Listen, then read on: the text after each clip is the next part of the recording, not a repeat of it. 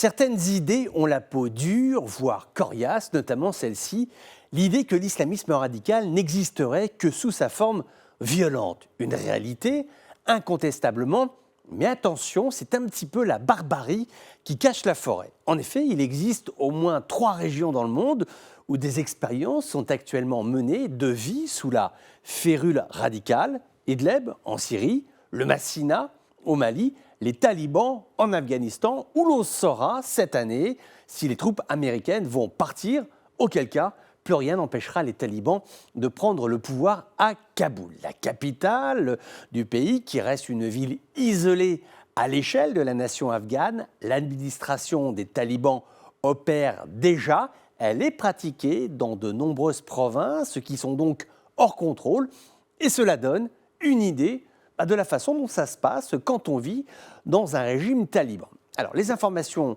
provenant du terrain sont rares. En voici quelques-unes, racontées par un journaliste afghan, homme courageux s'il en est, qui témoigne sous couvert de l'anonymat depuis le district de Andar. Alors, ça se passe comment?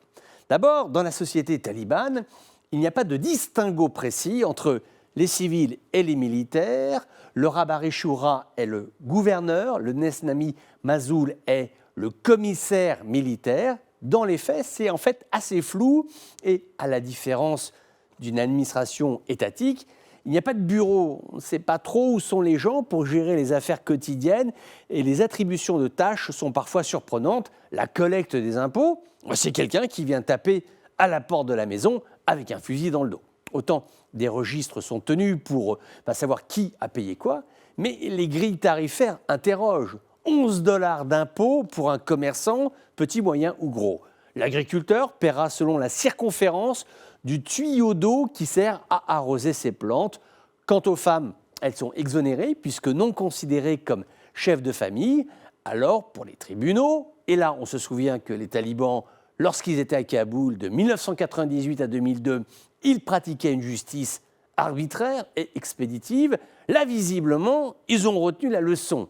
Les sentences sont moins dures, après ça reste une justice aléatoire puisque verbale, non écrite, une justice à la tête du client. En revanche, il est certain que les talibans ont changé quelque peu de comportement. Avant, ils entraient dans les maisons, ils se servaient à manger. Aujourd'hui, les appels aux dons, à la nourriture sont lancés par des haut-parleurs. Ceux qui ne peuvent pas payer ne sont plus exécutés, donc il y a des inflexions, c'est vrai, de comportement, comme si les talibans se préparaient à prendre le pouvoir à Kaboul et ne pas reproduire les erreurs du passé.